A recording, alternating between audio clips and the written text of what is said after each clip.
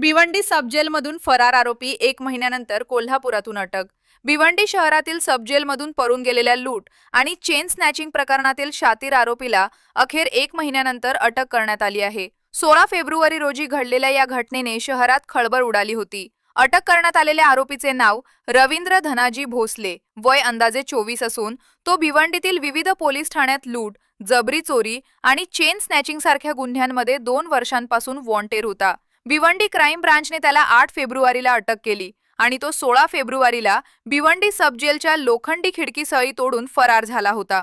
सबजेलमध्ये आरोपीला औषध आणि जेवण देण्यासाठी पॅसेज भागात नेण्यात आले असताना त्याने लोखंडी जाळी तोडून पलायन केल्याची माहिती समोर आली होती. या घटनेनंतर पोलीस यंत्रणा सतर्क झाली होती आणि आरोपीच्या शोधासाठी विशेष पथके तैनात करण्यात आली होती. अखेर या आरोपी कोल्हापूरमधील रंकाळा परिसरात असल्याचे निष्पन्न झाले.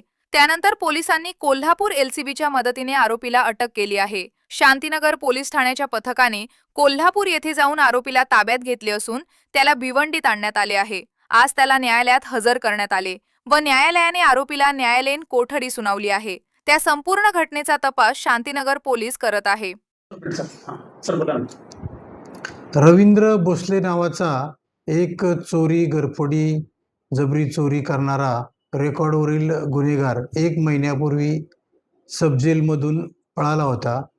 त्या बाबतीत शांतीनगर पोलीस स्टेशनला गुन्हा रजिस्टर नंबर 124/2026 प्रमाणे दाखल होता. आम्ही मागील 1 महिन्यापासून सदर आरोपीचा आमचे तपास पथक व गोपनीय पथकामार्फत शोध घेत होतो. काल सदर आरोपीबाबत नारपोलीचे API पाटील यांना तो रंकाळा तलाव कोल्हापूर येथे असल्याबाबत खबऱ्यामार्फत गोपनीय माहिती मिळाली.